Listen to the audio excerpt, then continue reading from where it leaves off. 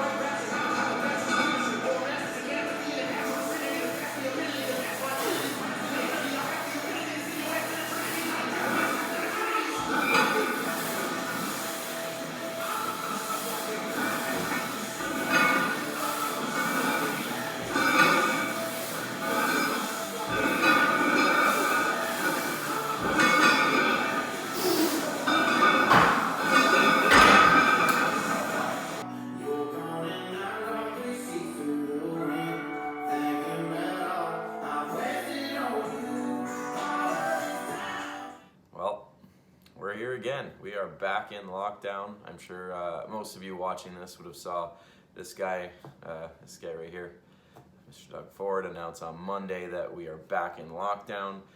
For those that maybe don't know exactly where I am, I'm in Ontario, Canada, and we are in our 4th lockdown since this whole thing started, and it's frustrating.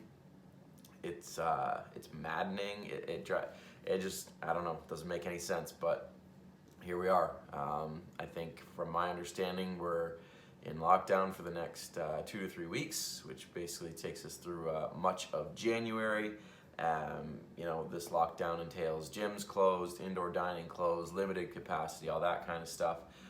So it sucks, obviously, for me, from a training perspective.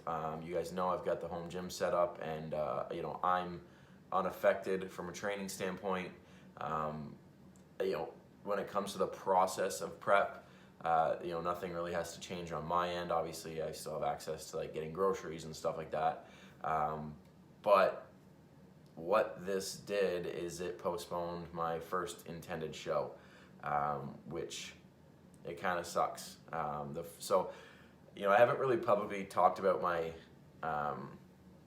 the shows that I had planned, and my dates, my timelines, stuff like that, because I wanted to keep it a bit of a surprise, a bit of a secret. But I know a lot of people want to come watch me compete. A lot of people are curious to what I'm doing, and with the ever-changing circumstances, it's obviously up in the air with what can happen. So I'm just going to kind of touch on things briefly here.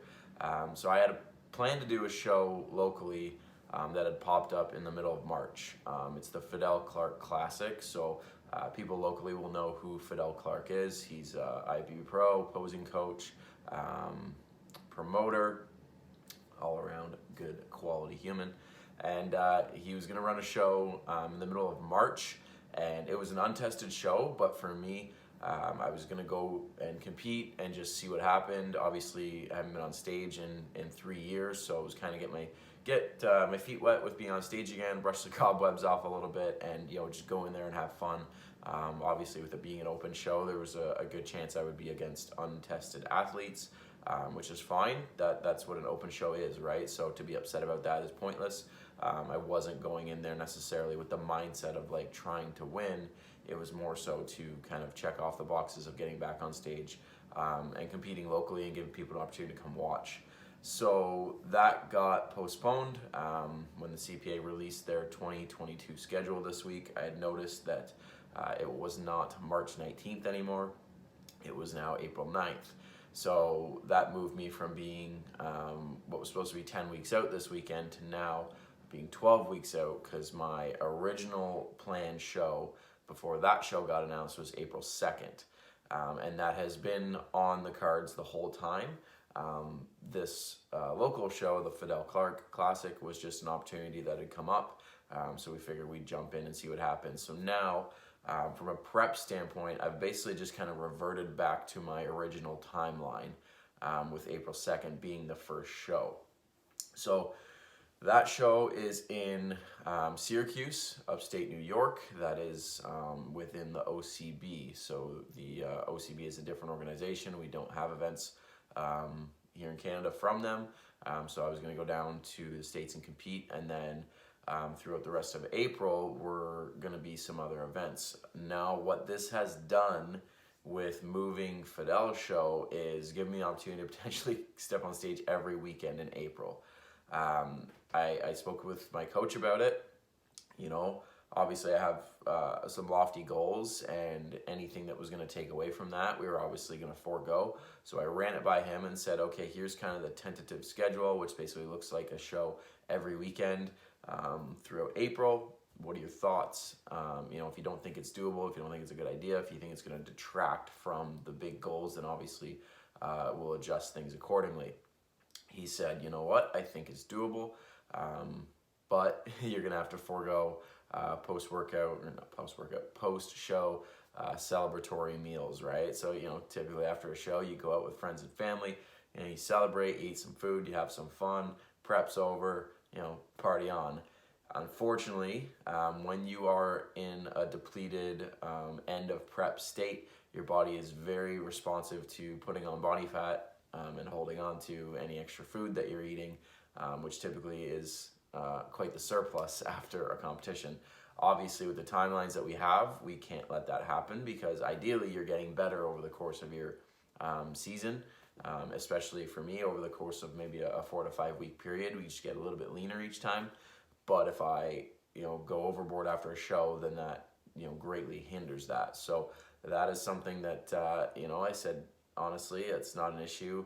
At that time, every time I finish a show, it's basically like, oh, there's another one next weekend. So I think mentally I'll be just so motivated and locked in at that time that it won't really bother me. So that's the tentative plan, is to run with a few shows throughout the month of April, which this weekend puts me 12 weeks out from the first one. Which is good. 12 weeks is a lot of time with where I'm at. I'm currently hovering around that 159 to 160. So over the course of 12 weeks, if we can probably peel off another 10 to 12 pounds, which is kind of our projections, and then I don't know if that's the word I'm looking for. Subsequently after that, 12 weeks of the first one, but then it's 13, 14, 15. For the rest of the show. So we have a good chunk of time to get the conditioning that we want, and really make our mark on stage. As far as a little bit of a prep update, this week has been good. It has good and its bad parts, and I use bad very loosely. Challenging maybe is the better word. Once I found out the show got moved, obviously I reached out to Cliff and updated him on things. So we added a little bit of carbs back in, just I think it's like 20 or 25 grams of carbs back in. which I started yesterday. Yeah, I guess yesterday was the first day. And then today's refeed day, and then we'll keep those extra carbs in until I check in with him on Monday. On Wednesday and yesterday were pretty hard days, just from a fatigue standpoint. We haven't like pulled calories down. Like I'm still around, I think like 25 or 2,600, but you know, again, the thing that people don't realize is that that is still a deficit. That is still not giving my body the fuel that it needs to, you know, kind of run with normal function on a daily basis, right? So it may sound like a lot of food, and don't get me wrong, compared to previous preps, I'm eating a good amount of food. Like I've had preps down to, you know, 1,400 calories, 1,500 calories, which for, you know, like a male bodybuilder, like that's low. So I'm eating, you know, well above that and still doing no cardio, but the deficit is still there, right? The fuel, you know, it's like driving your car with less gas than it needs. Eventually, you know, it's going to start to slow down, and I'm starting to get that feeling. But you know, that's all part of it, right? And that's all, you know, when it comes to managing recovery and giving your body the rest that it needs sometimes. And you know, obviously with implementing refeeds and stuff, you get that bit of an energy boost for the following days after that. So it's just being smart with things and programming intelligently. When it comes to legs this week, you saw footage at the beginning of the video.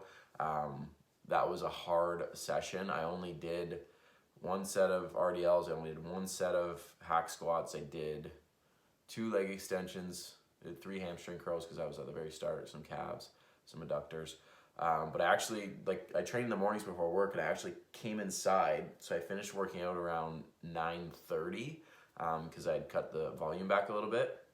And I actually like came in and slept. I set a timer on my phone for half an hour. I slept, just kind of recharged a little bit before work. So, you know, things like that are man, that's part of it, right? That's the things that maybe people don't talk about and acknowledge. But literally, I'd woken up at 6, trained from like 8 to 9:30, and then went back to sleep because I just was fried. So I think you know, we'll kind of assess how I feel going into next week and maybe take a deload and just see how that helps with things. But you know, outside of the general fatigue, I'm pretty good.